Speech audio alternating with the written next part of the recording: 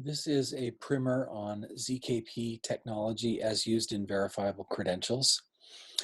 The slides that I'm going to use were originally created for the credentials community group of the W3C and presented in part during a community call in March of 2020. However, that call was a little bit too short to cover all the material, and some of the most interesting topics had to be postponed. So what I'm doing here is re-recording the seminar and going all the way to the end.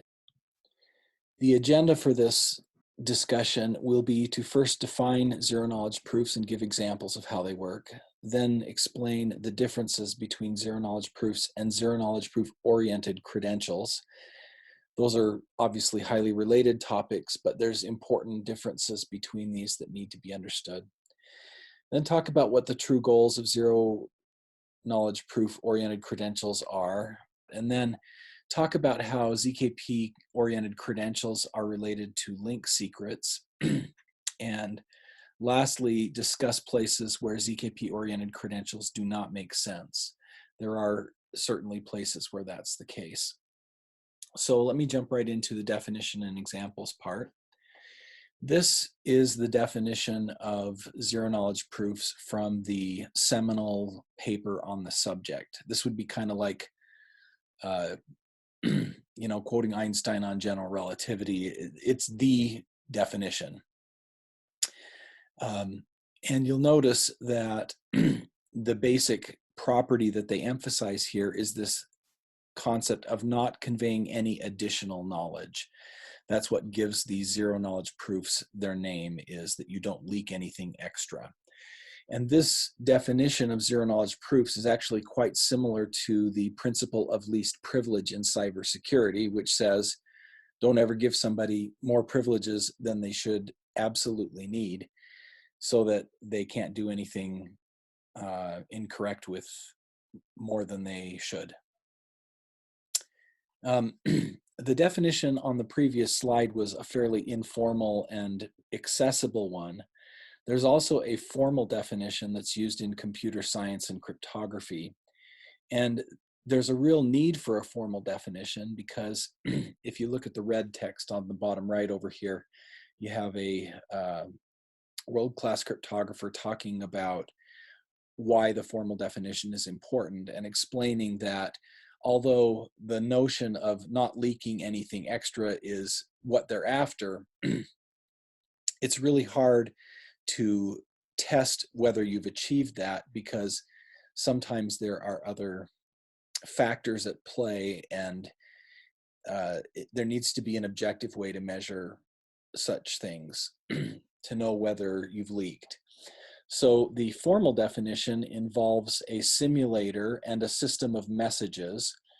And it says that for that system of messages, you don't leak if the amount of information that you can observe during the exchange of messages doesn't differ between reality and a simulator that has certain constraints. And that formal definition is very important. But the formal definition is an approximation of the original definition. It's a good approximation. It's one that matters a ton. But sometimes in discussions about zero knowledge proofs, there's a confusion about which definition is being used. So this Venn diagram here talks about different possibilities of what people might mean when they talk about zero knowledge proofs. Very commonly, and this is often true in online descriptions, if you go on Stack Overflow, or if somebody writes a tutorial who's kind of a journeyman on the subject and so forth, very often the thing that they're talking about is primitive ZKPOKs. Those are zero knowledge proofs of knowledge. And proving that you know one fact without disclosing it is super useful. And it happens to map onto a thought experiment that's often used to describe zero knowledge proof credentials, which is, how does Alice prove she's over 18?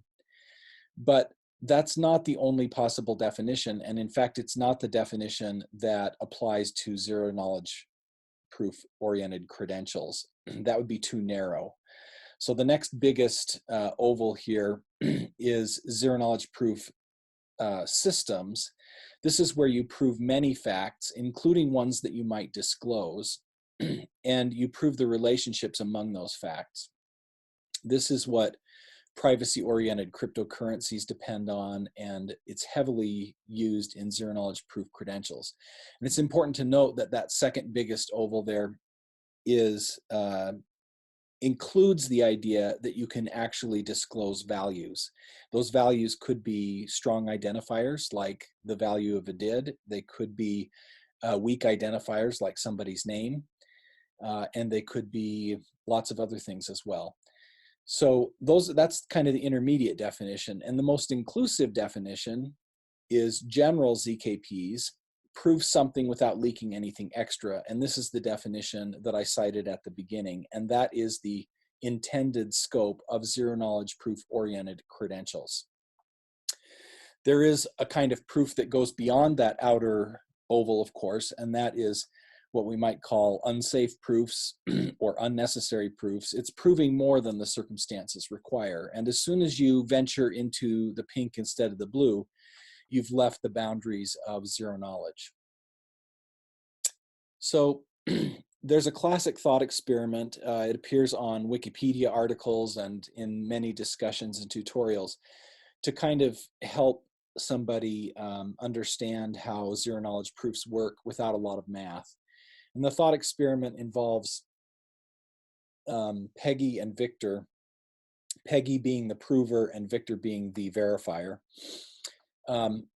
Peggy claims that she knows a secret. In this case, the secret is a password that unlocks a secret passage at the back of a cave. And Victor says, okay, great, prove it to me, prove that you know that. And of course, the obvious way to prove it would be for her to tell Victor what the secret is, and then he goes and uses it to see if she gave him a true answer.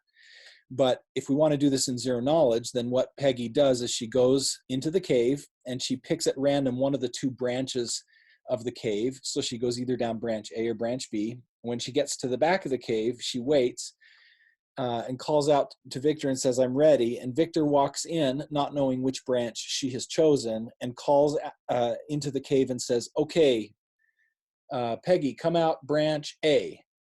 And in a minute, Peggy walks out branch A. Now, there's a 50% chance that Peggy was already in branch A, but there's also a 50% chance that Peggy was in branch B and she had to use her knowledge of the secret password to get across the door. And so if Victor and Peggy repeat this experiment a number of times, there's a vanishingly small probability that Peggy doesn't know the secret if she consistently comes out whatever branch Victor arbitrarily chooses. So that's kind of the thought experiment that is often given. Now, it's important to note that the amount of information that Victor discovers here is intended to be zero beyond the proposition in question, proposition being that Peggy knows the secret. But that intention of zeroness is actually just approximate, and everybody who's in the space understands this. That word approximate was used by Lindell back on the page or the slide here where I was talking about formal definitions. And the approximate concession here is to acknowledge the fact that there are other factors that often intervene. So for example, in the thought experiment that we just did, Victor might learn that Peggy isn't deaf. Victor might learn that Peggy speaks his language, that Peggy can walk, that Peggy feels like cooperating, various other things. But none of those are particularly interesting to the thought experiment, nor are they things that Victor might not have also learned some other way.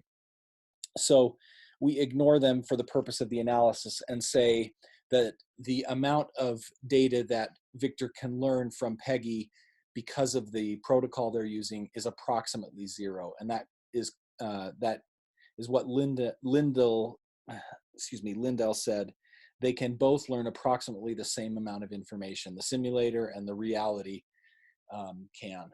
So approximately 0 is the standard that we're going for here. Now, how do zero knowledge proofs manifest in real life? I picked this example because I wanted to make them not mysterious at all. This is an example that all of us are probably familiar with if we've been through an airport recently. The picture in the middle of the screen is the picture that shows up on a TSA scanner or a similar scanner in another country when somebody is trying to walk through airport security. And the proposition that's being tested when you walk through that particular checkpoint is that you're concealing nothing. And we want the proof here in this case to be zero knowledge. I think most of us want that pretty strongly. And in fact, when this technology was first developed, people didn't have the zero knowledge property, and they considered it very obnoxious to the point where many people opted out of it. But the zero knowledgeness was added so that this particular proof doesn't leak things that are external to that proposition. It doesn't leak the height, weight, or the appearance of the nude body of the person who's walking through the scanner. It doesn't say what style of underwear or lack thereof is going on. It doesn't say whether you've had a mastectomy or other kinds of surgeries, whether you're wearing a prosthesis, whether you're pregnant. It doesn't reveal other physical sex characteristics of the person. And that's a good thing, and we want that. So I think it's a good example of why zero knowledge proofs have certain value. And it's also instructive to think about how the original technology, when it was built, was considered unacceptable.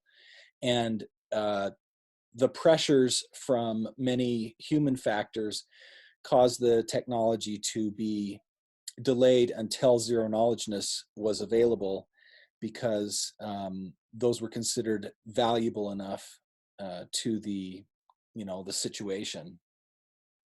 And it's also important to note that governments are actually using this. It's used in regulation, and it's accepted by governments. This is not a newfangled thing that governments don't understand or believe in. Here's another simple example of the no additional knowledge standard being met, thus guaranteeing zero knowledgeness. And this is with HIV test results. In this particular type of test, you have a negative control and a positive control, and then you have the results of a given subject, and you can compare those and see whether the subject has, in fact, a positive or a negative result.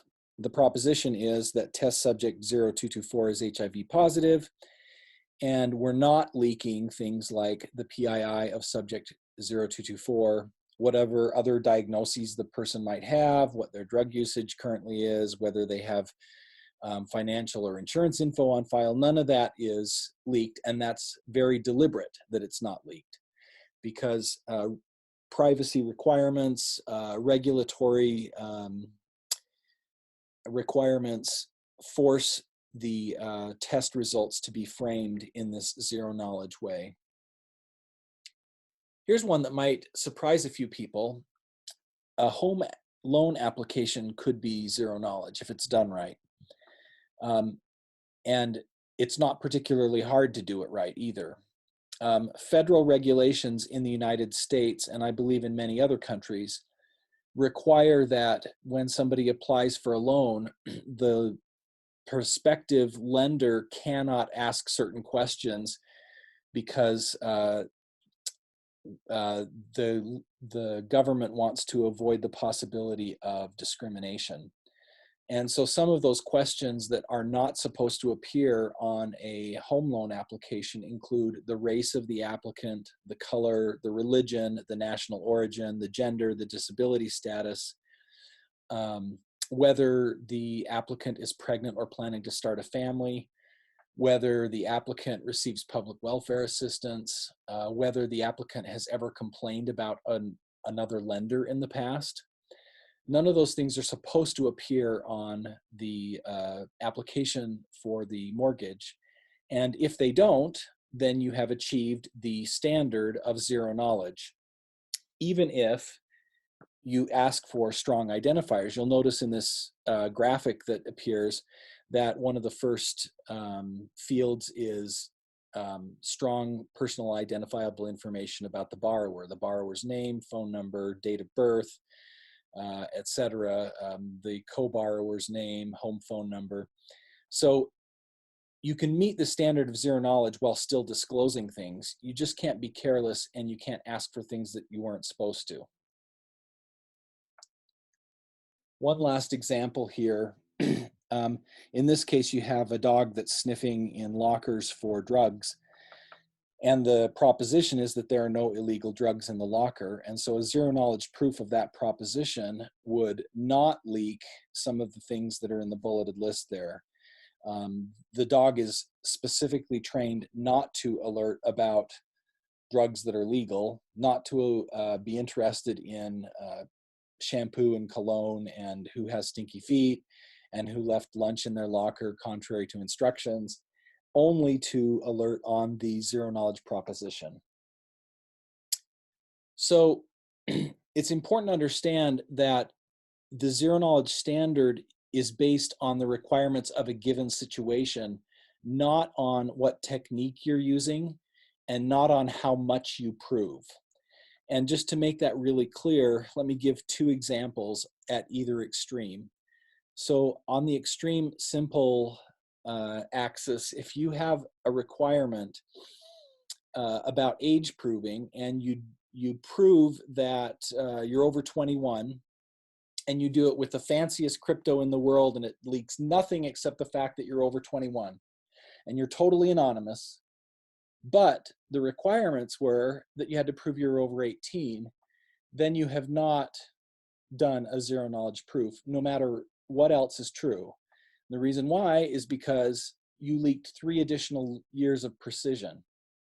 Therefore, you leaked additional knowledge, and you are not meeting the zero knowledge standard.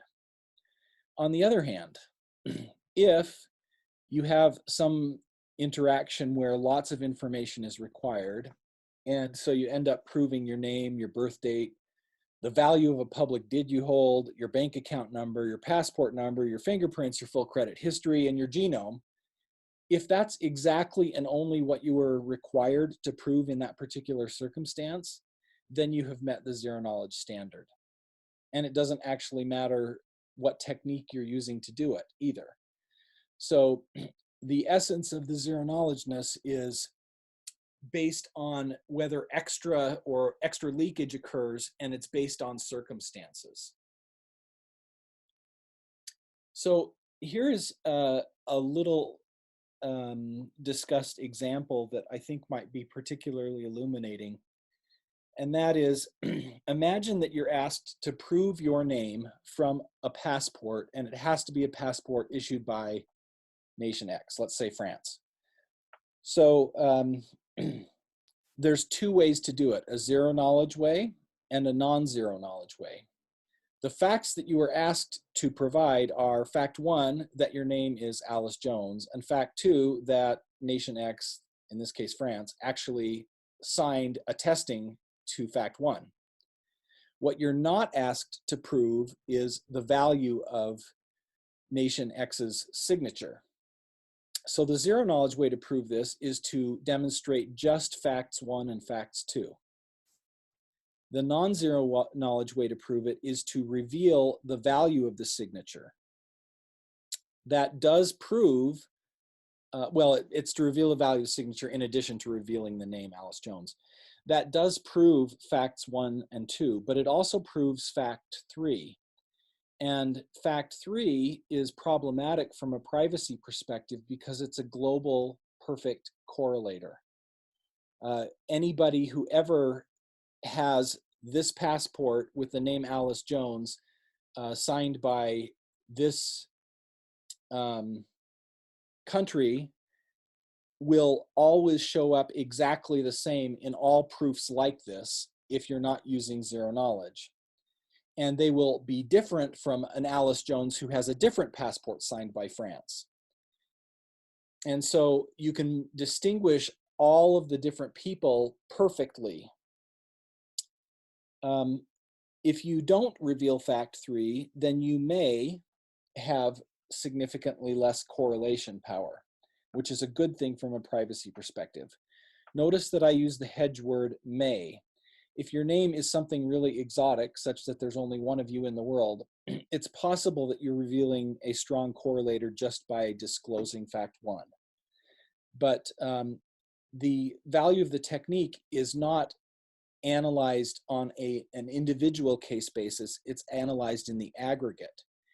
If the verifier doesn't know whether the name is going to be unique or not, the verifier has to use an algorithm to correlate you that's not based on the name. They have to build an artificial intelligence that does correlation using, fancier and more probabilistic techniques.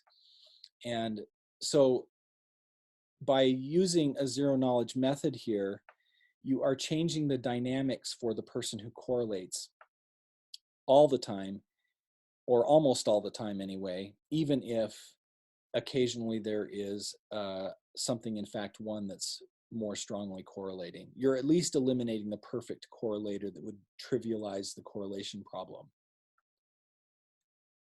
So now let me talk about how ZKPs in general are different from ZKP-oriented credentials specifically. A ZKP-oriented credential is not just a ZKP. It is a verifiable credential that is signed in a special way. And in our community today, the way that is most commonly talked about is using Kamenisch-Lisiansky signatures. There are some other ways that have been brought up. I'm not super familiar with them, but I know they exist, and I've heard people discuss them a little bit. And certainly there are other methods that could be used. And in fact, the Indy ecosystem that uses CL signatures has discussed additional signature types as well. So they're signed in a special way, and these credentials that appear on the left side of the diagram down here at the bottom are never shown directly to verifiers. We might call these credentials basis credentials. The reason why is because we use those credentials, which are held by the holder, to derive just in time, on demand, a custom zero knowledge proof that is wrapped in credential format and then is additionally wrapped as a presentation when it's rendered and given to a verifier. So what the verifier sees is never the basis credentials, but rather the just-in-time derived credential that is suited to that specific interaction and no others. This means that the credentials that are seen on the right side of the diagram don't have a meaningful credential ID property. They might have a credential ID with some random number in it, but the random number is never going to be the same as any other credential that's ever seen before or after, even if the same holder generates the same presentation for the same verifier 2 seconds later, it will have a new credential ID. So the credentials are effectively anonymous. It's important to note here that the word anonymous is applied to the credential, not to the holder. The credential is technically anonymous, meaning it has no identifier that's useful.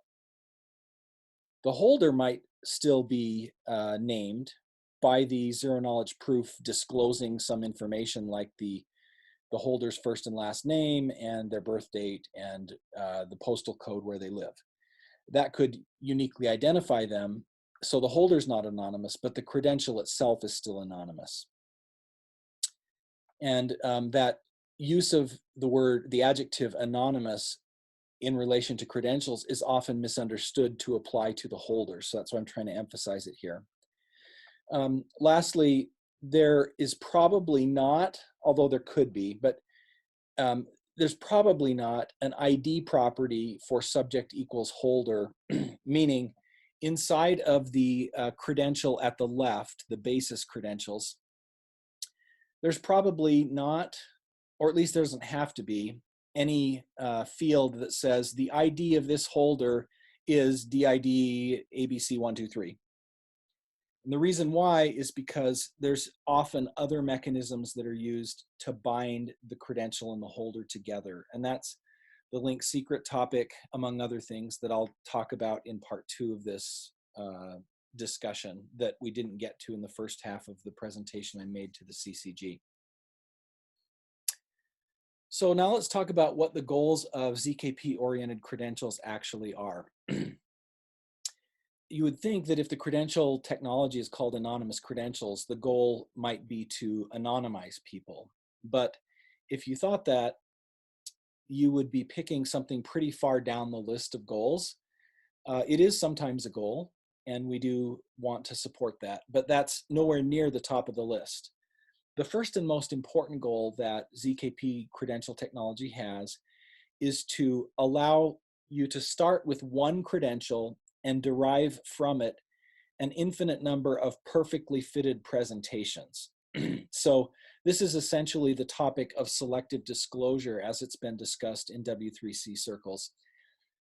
But it's selective disclosure done on demand by the holder without consulting the issuer.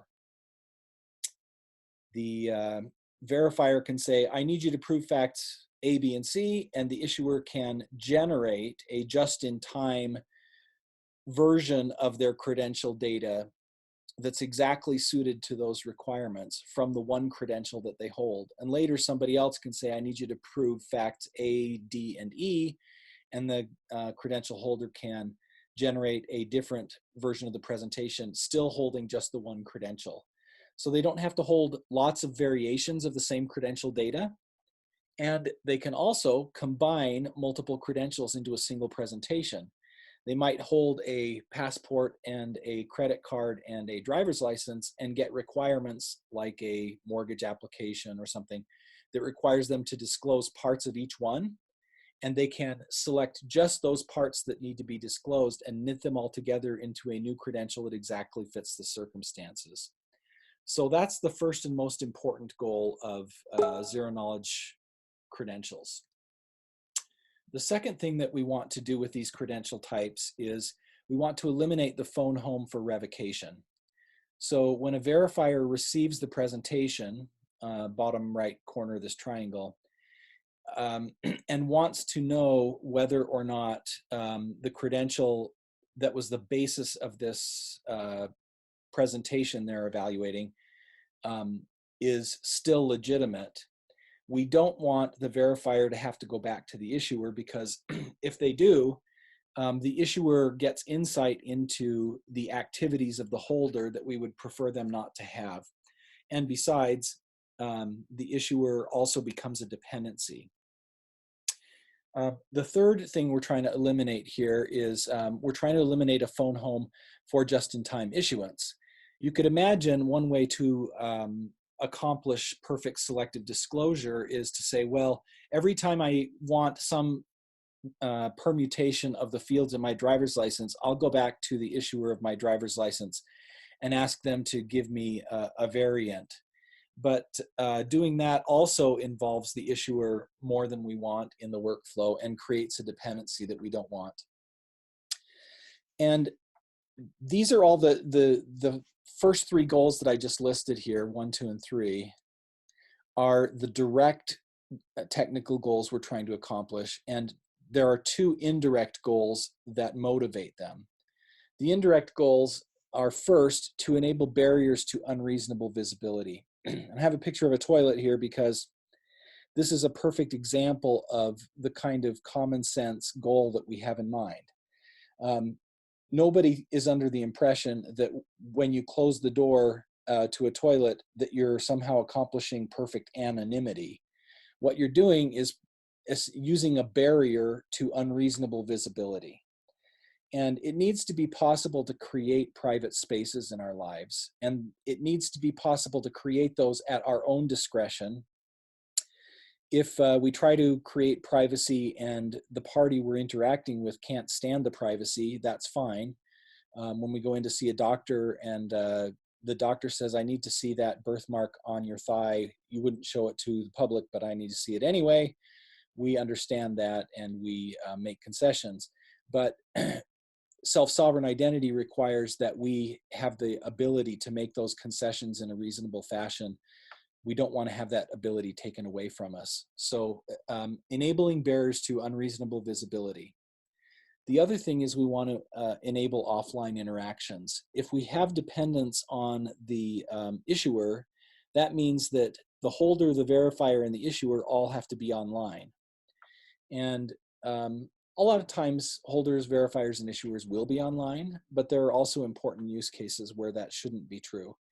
If you're a Canadian Mountie and you're maybe enforcing speeding laws in the Yukon Territory, and you're only able to get internet at certain parts of your territory and not every inch of the highway, then when you pull somebody over, what you'd like to do is cache the verifiable data registry information. Like, you know, every morning while you're drinking your cup of coffee, you download the latest version of the verifiable data revocation info. And then you, as the policeman and the holder of a driver's license credential and an insurance credential in their car, can interact using Bluetooth or AirDrop or whatever other kinds of protocol you can come up with that doesn't require the internet, QR codes, and you can have a perfectly useful interaction without involving the issuer. So offline becomes possible because we've eliminated the issuer dependency entirely if we did the ZKP stuff correctly. So it's important to know in all of this that the flexibility that we describe and the kinds of interaction patterns that we're hoping to achieve here are really guided by the requirements of verifiers. Holders don't just unilaterally say, well, I know that you want me to prove you know, my organ donor status and my motorcycle endorsement from my driver's license, but I don't feel like proving it to you. I want to be more anonymous than that, so I'm just not going to prove it. I mean, holders could say that, but then the policeman would do the same thing that they do today. If they had asked for that and they weren't getting cooperation, they would, you know, escalate the legal consequences. So it's the verifiers who are in charge of establishing the proof standards.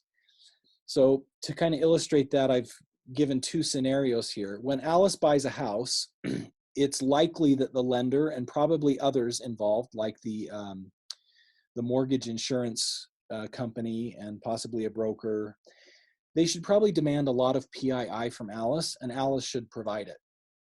And people who make zero knowledge based credentials totally believe this. I've never run into any proponent of ZKPs who would argue with this proposition. That means that we think it's reasonable for Alice to provide her name and her phone number and whatever else the lenders need. On the other hand, when Alice goes to a concert, the party that's admitting people through the doors of the stadium or the venue should not realistically be asking Alice to prove her exact birth date and what her name is. All they should have a real requirement for is proving that Alice holds a ticket that hasn't yet been used. So the verifiers set the standards, but we want to create pressure on them not to create unreasonable standards. Now, this is about where my first presentation with the CCG got really hurried and I didn't have time to talk about it. So I think this slide 23 is where I'm going to pick up as part 2 of the presentation. I want to explain how ZKPs alter the dynamics of privacy in an interesting way. It's often oversimplified to ZKPs try to achieve anonymity, but the reality is a lot more nuanced than that. There's 2 time dynamics with respect to privacy that are worth thinking about. The first one is that the value of privacy changes over time. So I don't really want somebody to know how much money I make today, but I don't feel particularly stressed out if somebody finds out how much money I made when I was a poor college student and had a minimum wage job working for the audiovisual department 20 hours a week. That was 30 years ago, and it's not a threat to me, or it's a part of my privacy that I don't feel is worth trying to protect anymore. So on this graph that I'm showing, the green line represents the value of privacy with respect to time. And the distant past is on the left and now is on the right.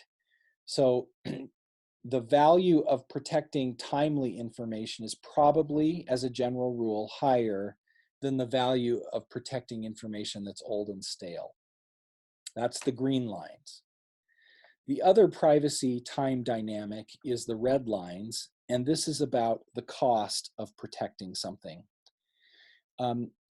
Over time, it gets harder and harder to keep a secret. So now that's not 100% true, but it's often the case. That's a pretty good generalization. And that's because the secret tends to leak because context builds up over time in interactions, more is known about you, and so forth. So the red line represents the cost of maintaining a secret over time. And as you would expect, the cost of maintaining a secret that has been a secret since the distant past is quite high, whereas the cost of maintaining a secret about what you just did 10 seconds ago is probably, not always, but probably lower. So given those two lines, there is a crossover point. The place where the green line meets the red line is what you might call the point where things either become or cease to be cost effective to protect. If you go to the right of the crossover point, it's probably worth protecting something. If you go to the left of the crossover point, the costs are higher and the value is lower, and it's not worth keeping it private. So this is a general characteristic that all of us intuitively operate on. And if you think about it in relation to ZKPs, instead of ZKPs trying to guarantee perfect anonymity, what they're really trying to do is shift the crossover point. They're trying to make it so that it's more cost effective, it's easier and cheaper to maintain privacy than it would be without ZKPs. And so you have two crossover points on the graph up here. The original crossover point is about in the middle, and the crossover point with ZKPs is shifted to the left, meaning that you can maintain your secrets longer, or you can maintain secrets that aren't quite so vital, but would still be nice to maintain, instead of only limiting yourself to maintaining, state secrets. That's the true goal of ZKPs with respect to privacy, is to make that shift. Now, one other thing that's often framed a little bit differently by ZKP proponents and people who aren't is the issue of repudiation. If Alice tells a secret to Sophia, should she later be able to deny that she said that she gave that secret? Without ZKPs, the answer to this question is always no. And that's fine. Most of the time, that is the right answer. When we take out a mortgage, the signature that we apply to the mortgage documents, you can think of that like the secret. That signature needs to be something that Sophia, the lender, can produce in court, even if Alice doesn't want her to, and can use to force Alice to comply. But ZKPs totally support that, and as a matter of fact, that is the default behavior of ZKP-oriented credentials. But there are some interesting corner cases where that might not be desirable behavior. Alice, of course, should not be able to ever deny to Sophia what she said to Sophia. But the question is, should Alice be able to deny to a third party what she said to Sophia? And without ZKPs, the answer to that variant of the question is also no. That is, Alice can never deny to anybody what she said to Sophia. And that means Sophia can reshare Alice's proof without bounds, and Alice loses all control over it. Now, what if the secret that Alice has proved to Sophia is that Alice is HIV positive? Some people that Alice proves that to might need to be able to reprove it without bounds. But sometimes when Alice proves HIV positive status to Sophia, she might want to make it so that Sophia can't reprove it to somebody else. There are also whistleblower scenarios and other things where this could be the case. So ZKPs allow a negotiation about what repudiation posture you want to take. The default is the same as ordinary credentials, but ZKPs allow Alice to say, look, I'll prove this to you if I can prove, or if I can take away from you the ability to reprove it. And if Sophia is willing, she can accept those conditions. If Sophia is not willing, she can say, nope, you have to go back to the other way. I demand that you prove it to me in a non-repudiable fashion, and Alice can do that. But there's just more options that are given by the ZKP protocol. One thing that's commonly brought up with relation to ZKPs is the observation that given our current surveillance economy and big data and the amount of information that flows about us, we're going to be correlated anyway, so why bother? I'm not going to argue this point in great detail, but I wanted to just make you aware that although that's a true observation that we'll be correlated anyway, there are nuances worth exploring. So I've given 5 questions here that are worth thinking about a little bit. Each of these changes something if you think about it carefully. So I'll just highlight the first one. I won't go through all of them, but how expensive will the correlation be? If a person who's sitting next to you at the bar begs a copy of your business card and can correlate you, you don't really have any knowledge of what that kind of person is and what their behaviors might be.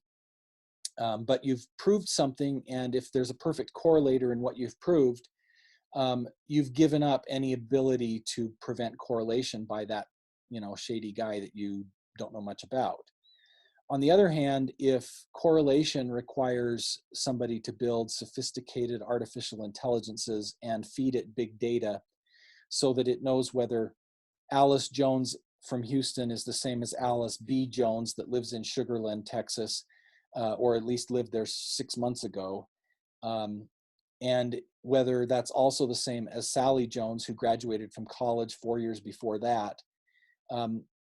When you have that kind of correlation problem, the parties that can engage in the correlation have to pay a price. And price, as we all know, is a market signal. And if you make the price high, then the market signal tends to operate by the law of supply and demand and change the amount of times that correlation happens and under which circumstances and so forth. If you make it low, then more correlation happens and anybody can use it. So there's more to this. If you want to read more about that analysis, there's a link there on the right corner that you can follow to learn more about that particular analysis. But suffice it to say, like the thing about shifting privacy crossover points, there are reasons why it might be desirable to manipulate or control or influence, anyway, the conditions of correlation. One other thing to think about with respect to the goals of zero-knowledge proof-oriented credentials is this claim on this slide. The zeroness actually is more valuable because of user experience and safety issues than it actually is for guaranteeing highly anonymous interactions. So on the left, we have a repeat of a picture I showed before where you have one zero-knowledge credential, and it's being used to generate a whole bunch of perfectly fitted varieties of proof for different circumstances. And if you have a ZKP-oriented technology, these derived versions of proof happen automatically almost. You get a request for proof and you have to approve it, but essentially the details are assembled without you lifting more than the one finger you use to push the OK button. On the other hand, if you have multiple credentials and they're not zero-knowledge proof oriented, and you encounter a particular requirement, let's say it's a loan application, and the loan application requires information from 3 different credentials, how do you deal with the case where it's illegal for the loan application to ask for your gender, but one of the credentials, and one of the credentials that you have doesn't disclose gender, let's say, but one of the other credentials that you have to use as part of this proof actually does disclose the gender. Now you're leaking information, and it's not just a matter of privacy, you're actually disclosing something that regulation says you are not supposed to disclose. So you're violating a regulation. You could get in trouble, or more likely the verifier that's accepting that extra information could get in trouble if they receive and record it.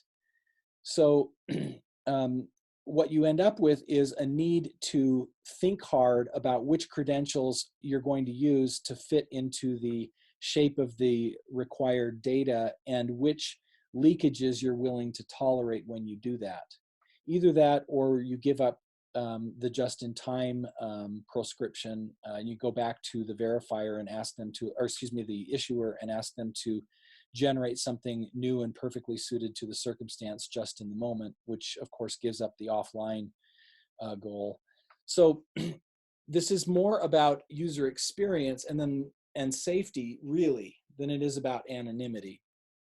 But notice the user experience and the safety are only benefits if all of the credentials that you commonly interact with that are high value reusable credentials are zero-knowledge proof based. If you say, well, I want a driver's license that is a ZKP version, and then I want a driver's license that's a non-ZKP version, and you go around and you say, is this a circumstance where I need to use ZKPs, yes or no?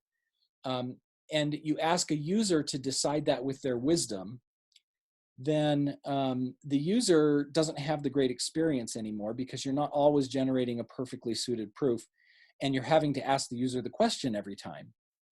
And not only that, the user is probably not going to make the right decision and will leak information sometimes. So the benefit of the ZKP thing is really in taking things off the user's worry list and just doing the right thing for them. Last slide, I think, on the section about goals of ZKP-oriented credentials. I've been emphasizing this, but I want to emphasize it a slightly different way. There's a perception that ZKPs are only focused on this absolute anonymity thing, and what I wanted to say with this slide is that's not even possible. The reason it's not even possible is because there are always, or virtually always, there are other factors that enter into an interaction besides the cryptography. So on the right side of this slide, we have a picture of an astronaut. Her name is Christina Koch, and on December 9th, 2019, she was on the International Space Station. And if somebody had asked her to prove with a verifiable credential in ZKP fashion that she was under 42 years old, she theoretically could have done that if she had the right software and credentials. And it would have actually matched the criteria of a zero-knowledge proof as far as we would generally apply them. But there was a particular characteristic of the population of the International Space Station on that day, which is that she was the youngest person there. and happen to be under 42 years old, I believe. I haven't evaluated everybody's age perfectly, but I think that's true. So given that, there's this factor that leaks information. And there's actually lots of factors like this. They're not all exotic, like who's on a space station. Your IP address, how long it takes a ping to go back and forth between you, what kind of technology you're using, the fingerprint, like we have fingerprints in browsers and so forth. All of these things kind of conspire to eliminate perfect anonymity. So the anonymity of a cryptographically unlinkable presentation gets watered down by circumstances and by the things that you disclose in your zero knowledge proof and other factors. And what you end up with is not this case where you operate, if you hold a zero knowledge proof, as this perfectly anonymous, impervious actor that has no vulnerability to the rest of the ecosystem. Instead, you do have some vulnerability, and you are known by certain factors in the context in one way or another. A really obvious example is if you are appearing in person, and then you turn around 5 seconds later and try to pretend to be a different person. The person who's scanning you probably knows that you're trying to go through again. So these kinds of things, the net result, practically speaking, is that on this vulnerability curve that is a dynamic between trust and vulnerability, you actually hit closer to the sweet spot on the vulnerability curve where you have reasonable privacy and good trust, and pretty far away from the absolute anonymity spot that's kind of a straw man version of what's really going on. Okay, enough on the goals. Now I'd like to talk about link secrets. People who know about zero knowledge proofs are aware that there's a mechanism built into zero knowledge proofs that has to do with link secrets. And this mechanism has been the subject of quite a bit of discussion. It's been discussed at IIW, it's been discussed at Rebooting Web of Trust, it's been discussed on community calls. There's a general feeling that link secrets are insecure among some people. And I think that feeling derives more from a misunderstanding of their purpose and how they work than it does from reality. So I'd like to explain a little bit about link secrets now. And if I don't raise any eyebrows in this next section, I will be surprised. So first of all, just some level setting here so that we know we're all talking about the same thing. A link secret is also called a correlation secret, and it's also in some cases called a master secret. Any of those three words mean the same thing. And what it is a giant random number that is chosen by a holder of credentials. It's important to ask this second question on this slide: who is it supposed to be secret from?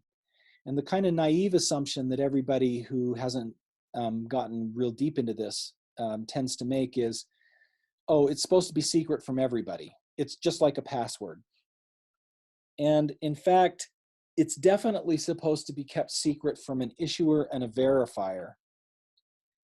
But it's not, the dynamics of keeping it secret from other people are not quite as compelling. There are some reasons why it's good.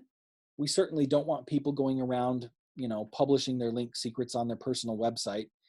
But on the other hand, there are some reasons why link secrets that get leaked don't lose all of their usefulness.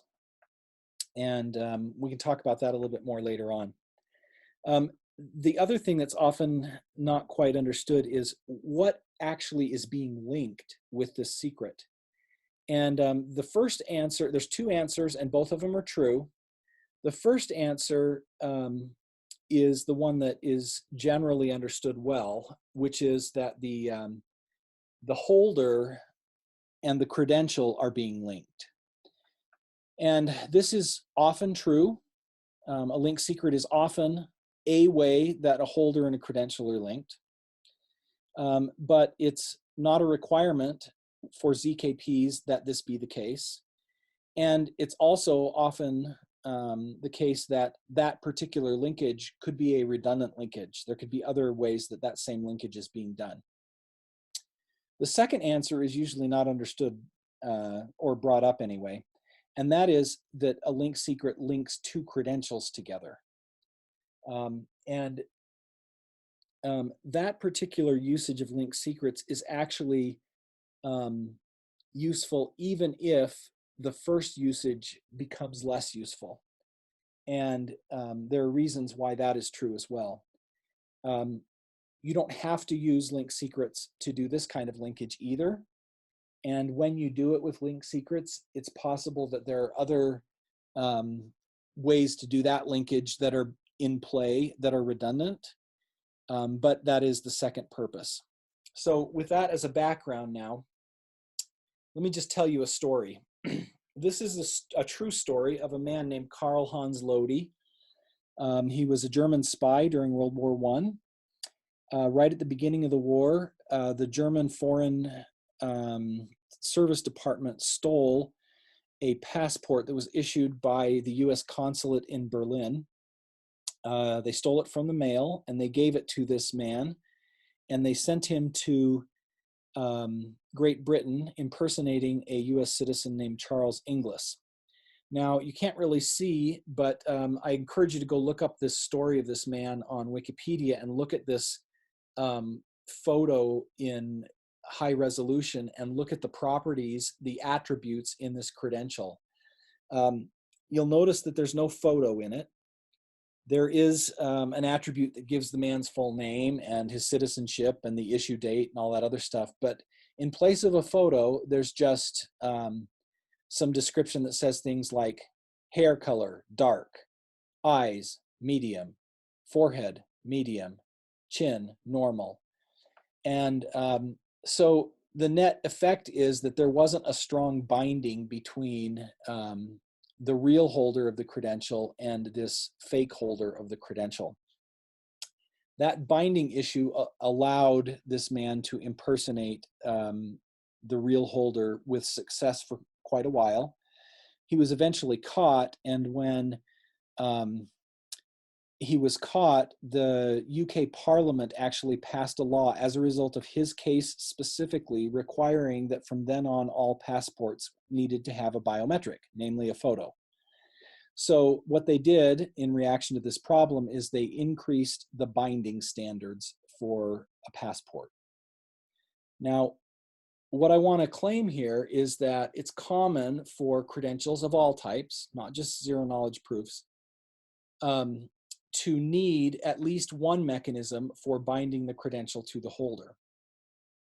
But the context for a given interaction may make the standards for that binding different. So I've drawn a continuum here, and I've given you 5 examples.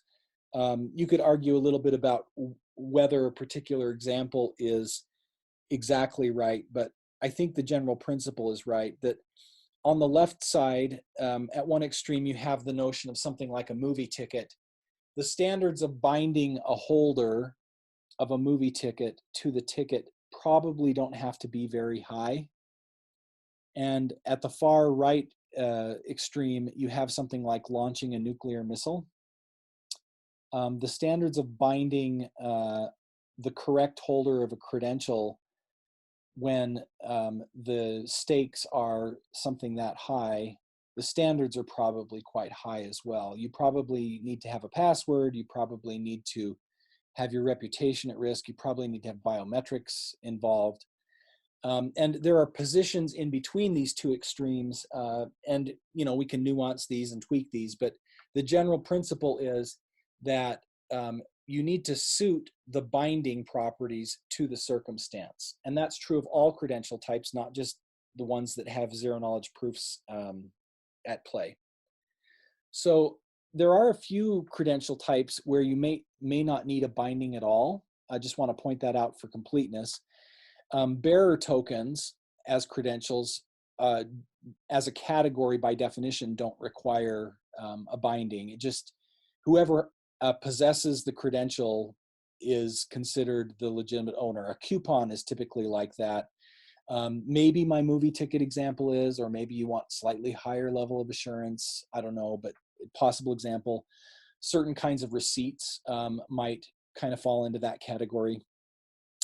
Another interesting category that's like this might be something like a birth certificate, where the most interesting subject in the credential is actually not the holder, and you're willing to prove information about the child that's named in the birth certificate, no matter who the holder is, whether it's a parent, a sibling, a school teacher, whatever.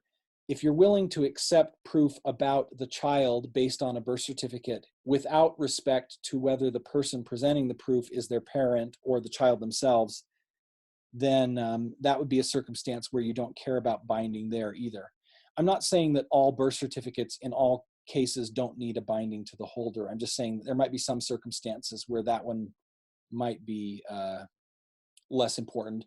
Another example of that might be you have a credential that associates the VIN of a car with properties of a car. We're not talking about a title here. You're not trying to establish ownership. You're just trying to say Ford asserts that the properties of this car are X, Y, and Z, period. So anybody who has that credential should be able to prove the same thing about the assertions that the manufacturer made.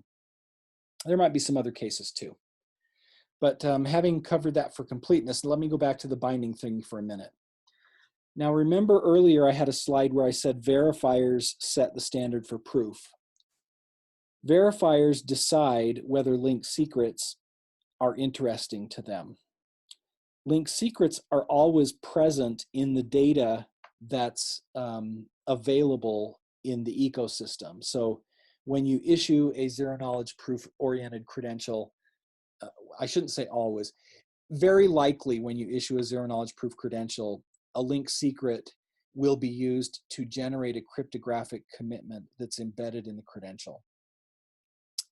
And very likely, the party who's asking for proof, the verifier, will get proof that a linked secret has the expected relationship when they see the proof that they asked for. But the verifier doesn't have to base their trust on the presence or absence of that particular piece of evidence. They get to set the standards on what the evidence is. So for example, let's suppose that you say, no, I don't want you to anonymously prove something to me. Maybe there's not enough contextual factors to degrade your anonymity to a point where I'm comfortable. And you're proposing to prove that you're a doctor without telling me who you are. That just doesn't make me comfortable enough. I want you to actually disclose your name. So in that case, the verifier is establishing criteria for their proof that base the trust on something other than the linked secret. Now, another option of what the verifier could say is, I want you to disclose a public DID that was embedded in your credential, and I want you to sign something proving that you control that DID. That's the way non-ZKP credentials would prove a binding most of the time. And if a verifier that's in a ZKP ecosystem says that's the standards of proof they want to accept, then that's totally up to them, and the technology can provide that. There's nothing about linked secrets that forces people to trust them, okay? And the verifier decides. Also, linked secrets can be used in addition to other mechanisms, not instead of. It's not an either or, it's a both and. And so many times when people express concerns about linked secrets, they frame it as a concern about ZKPs, but in fact, what that really should be is a concern about verifiers using bad standards in a ZKP ecosystem. Because there's nothing that requires verifiers to follow that standard. It's just an assumption that they will on the parts of the people that are worried about it. Most of the verifiers that I know of in most of the use cases that are in production today in ZKP-oriented systems do notice linked secrets and do pay attention to the verification step that asks about that. but many of them also ask for additional forms of binding.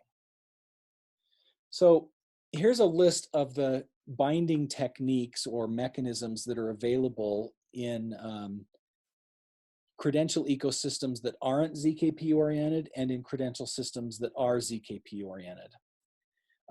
Now, I don't know if this is a complete list. Maybe somebody can add one or two on either side, but the general thing I want you to notice here is all of the mechanisms that are available to bind on the non-ZKP side are also available on the ZKP side.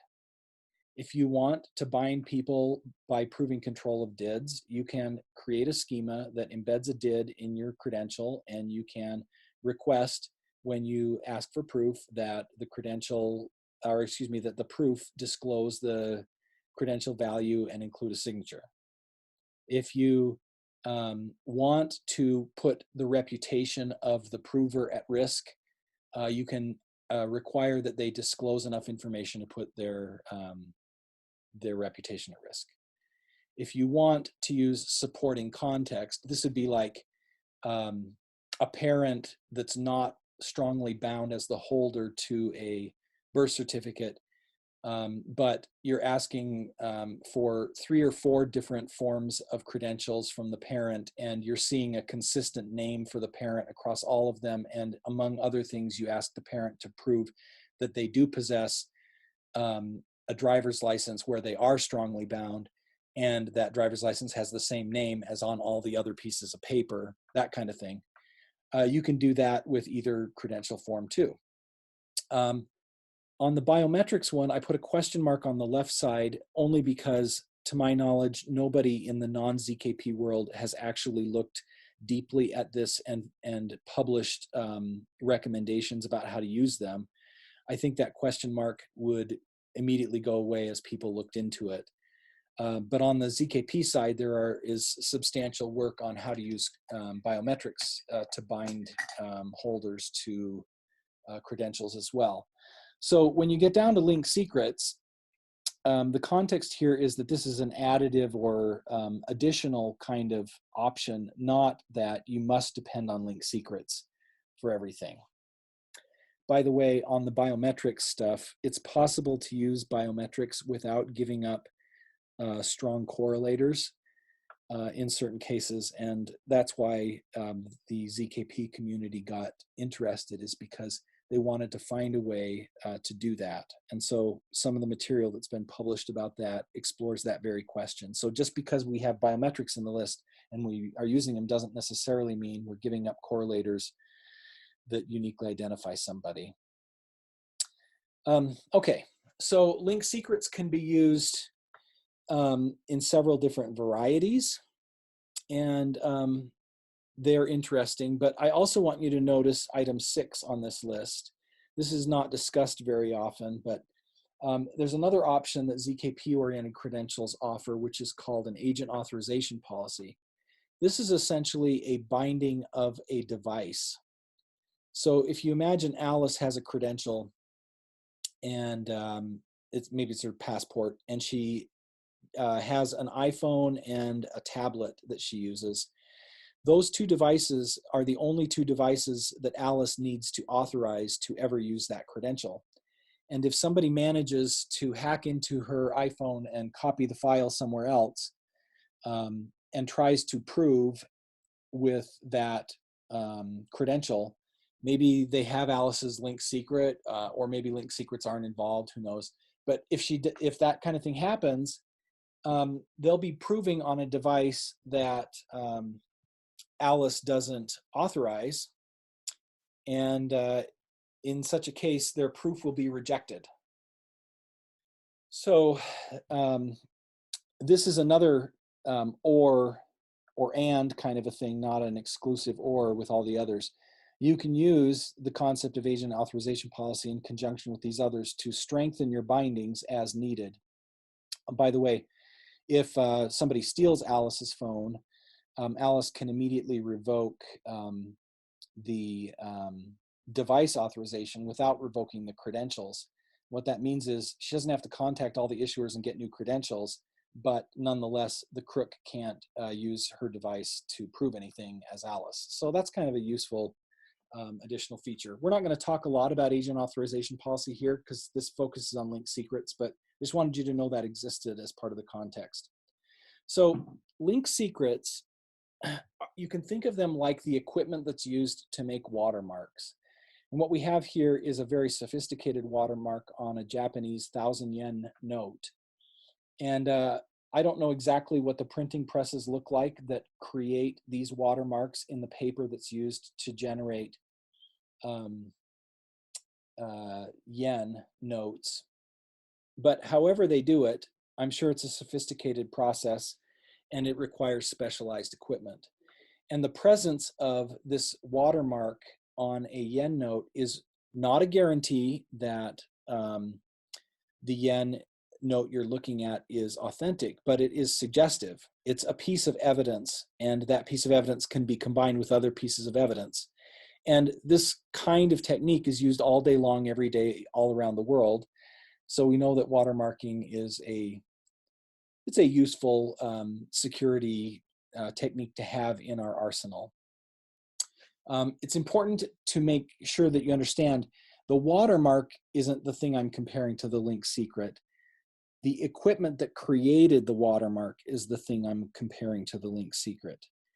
You don't embed printing presses in 1,000 yen notes. You embed some evidence that a printing press was used, a particular kind of printing press, in the 1,000 yen note. And this has also been misunderstood. Linked secrets are not embedded in credentials, and they're not embedded in proofs. They're not encrypted and placed in either of those. Rather, some evidence that you possess a linked secret is used to create these things. So it's not encryption. It's more similar to a one-way hash of your linked secret, although that's not quite right either. The actual technique that's used is called a Pedersen commitment, and you can go study Pedersen commitments online and learn about how they work. But the thing to know here is a linked secret is not encrypted and then stored somewhere. It's never shared. So when Alice has a linked secret and she wants to get a credential that's bound to her through the linked secret mechanism, she doesn't give an encrypted copy of the linked secret to the holder, to the issuer. What she does is she generates a cryptographic commitment to the linked secret and gives that to the issuer to embed in the credential. And later, when she is proving stuff, she doesn't give an encrypted copy of the linked secret to the verifier either. What she does instead is prove that she continues to control the value to which she previously committed when the credential was generated. And so there's a picture here of 3 different objects that all have the same shadow. And what this picture is trying to show is that it's not, the shadow would be like the thing that's in, or like the watermark or the thing that's embedded in a credential or a presentation. You can't reverse engineer the shadow and go back to the thing that created it, because there's an infinite number of things that could have generated that shadow. But even though the number of things that could have generated it is infinite, it's really, really, really, really hard to arbitrarily come up with one, invent one yourself. In fact, it is computationally hard in the sense that computer scientists use that word, meaning that basically you'd have to compute from now till the end of the universe to figure out what linked secret value could have generated this watermark, so to speak.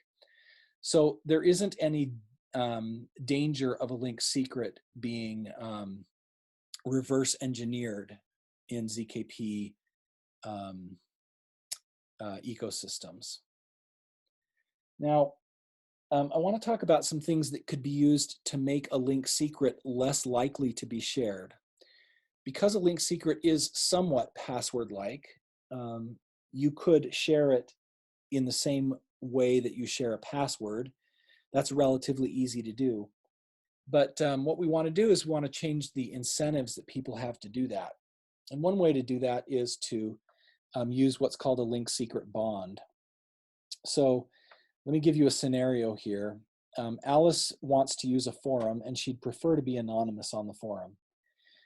The forum has a policy that says no trolling, no insulting people, no bad language, whatever, but it's willing to let people be anonymous with a proviso. And the proviso is, if you want to be anonymous, you must give us an encrypted version of your PII, your actual phone number, your name, whatever else.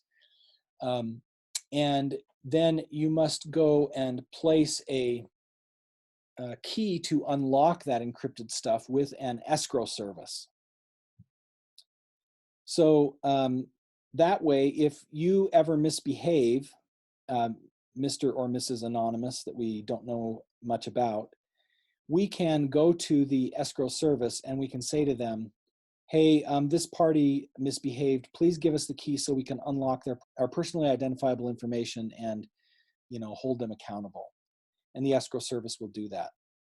So what this does is it allows Alice to operate anonymously, but with provisional anonymity. And she can lose it if she misbehaves. And even if the escrow service gets hacked or something, Alice can't be abused unilaterally by them. So where this gets interesting is if the escrow service is instructed not just to release a key, but maybe the thing that's in escrow is money, and maybe the trigger for release could be proving that Alice has abused her link secret, or allowing Alice herself to show up and just take the money out of escrow again, if she can demonstrate that she knows what the link secret is. So now imagine that Alice has put up a bond against her link secret being abused, and she tries to sell her credential to Malfoy, who is malicious. And she says, for $10, I will give you my link secret and you can go out and prove that you are a licensed driver in the state where I live. So Malfoy says, great, give me your link secret and your credential and I'll do that. And then what would Malfoy do, since he's a malicious person and there's, let's say, $10 or $50 or $100 in the link secret bond, Malfoy will say, hey, I think I'll make myself some extra money. I'm going to go to the escrow service and prove that I know Alice's link secret, and then I'll get the link secret bond that she put up. So we've created an incentive where bad people will spontaneously confiscate the bond if Alice abuses, and Alice now has an incentive not to abuse her credential. Now, I don't want to make too much out of this. There are various things about escrow that are imperfect. For example, if Malfoy happens to be Alice's kid brother and she knows that Malfoy's not going to abuse her in the way that I just described, then maybe it is safe for her to share her link secret. And both parties have to agree to use escrow services. Nonetheless, this does change incentives in interesting ways, and it makes link secrets usable in more situations than they would be usable without it. Now, a criticism of this mechanism, one is, well, are you trusting a third party? Well, the escrow service is being trusted to do a very narrow thing. It's not being trusted to participate in normal interactions in the system. And it doesn't actually know who Alice is. It doesn't have her information, so it can't unilaterally disclose anything about Alice. They have no visibility into what Alice is doing or what the forum is doing. They don't even know the significance of the thing they're holding. All they know is they've been given a thing to hold and they've been told the rules under which they should release it. And that's a pretty reasonable thing to trust a third party to do, especially when it's opaque. And the thing that they're holding can be audited. So they can have auditors show up all day long and inspect what the escrow service is doing and know that they are being an impartial third party according to the rules they'd been given. And they can conduct that audit without endangering Alice's privacy. Another technique I wanted you to know about is that it's possible to detect the reuse of link secrets. I'll give you a voting scenario. Alice proves that she's an eligible voter, and she votes anonymously in an election afterwards. Alice then offers to prove that she's an eligible voter on behalf of Fred and Sally and Malfoy, who all would like to vote but aren't eligible voters. The problem is that when she shows up, the election authority can detect that her link secret is being reused, and can do one of two things. Either, well, actually, there's several different things they could do. One is they could disqualify all votes after the first one. Another is they could disqualify all votes, including the first one. A third thing they could do is they could say only the last vote is retained. So if Alice wants to sell her vote to Malfoy, that's fine.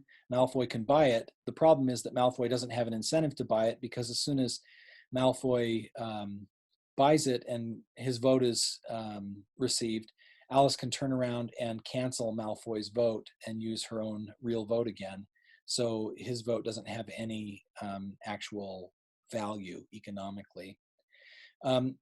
There's not, I don't want to make too much out of this mechanism. Again, like the escrow thing, it changes the situations in which link secrets are a useful binding mechanism, but it doesn't make it so that they're useful in every case. There's some interesting work that was done on this kind of vote mechanism, not using zero knowledge proofs, but doing this thing about disqualifying votes under certain conditions in Estonia. And there's an interesting Wikipedia article if you want to go read about it. Now, one thing that's often said is that because zero knowledge proofs generate this really strong anonymity, it enables a certain kind of proxy abuse. And I hope at this point in the presentation, you can see that really strong anonymity is kind of a mischaracterization of what zero knowledge proofs are trying to achieve anyway, and often pretty far from what they achieve. But I want to address that notion of proxy abuse just a little bit. And I've got two cartoons here. These cartoons are intended to show that proxy abuse is a general phenomenon with credentials. It's not unique to zero knowledge proofs. On the left, you have a physical credential and a proxy abuse scenario with it. On the right, you have possibly a traditional verifiable credential that has no zero knowledge proving in it, and you have a proxy abuse scenario with it as well. And the right response to these scenarios is not to say, oh my gosh, there's some specific unique vulnerability that we're creating. Rather, it's to acknowledge that all proxy potentials need to be carefully analyzed and driven out of the situation to the extent that that's required by the level of assurance of the verifier. So today, if you go to buy tobacco in a store in the United States, you have to prove that you're over 21. And stores are acting as the verifiers in that case, and they have to decide what standard they're going to enforce. Some stores are really worried about this particular issue, and they will card anybody who walks through the door and proposes to buy tobacco. Other stores are a little bit more relaxed, and they will apply whatever standard meets their purposes. They make a business trade-off about what kinds of enforcement mechanisms they want to use to reach their level of assurance. So the proxy abuse scenario that's commonly described by people who worry about this with relation to ZKPs is really just a scenario where you have a verifier who's not applying an appropriate standard of assurance. And you can change that. All you have to do as a verifier is demand more proof, and ZKPs can provide it. And all of the ways that ordinary non-ZKP credentials can provide that proof are available to the ZKP credential holder as well. And some ways that aren't available. And those extra ways can be combined with the traditional ways to get higher levels of assurance.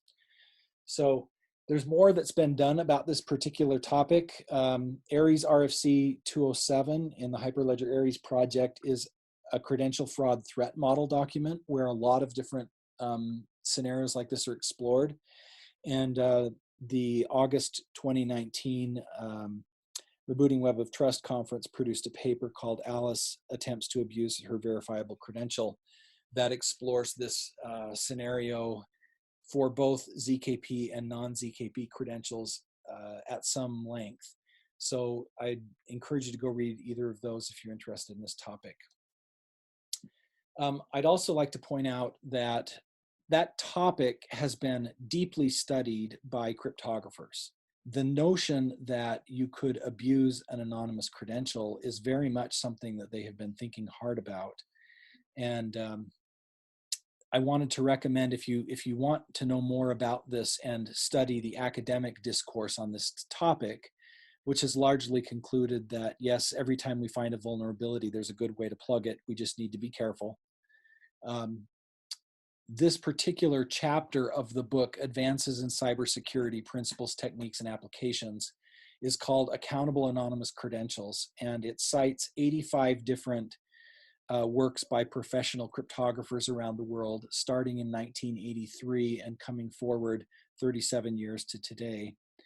And it includes people that you've heard of, like Revest and Shamir, David Chom, Kamenish, who's part of the technology that we use in Kamenish-Lisiansky signatures. These are really smart people who've thought very hard about this and talked about this in great detail for about almost 40 years now. So they would be able to teach you much more about this subject than I can. So this would be a good source to go to if you want to learn more about this topic.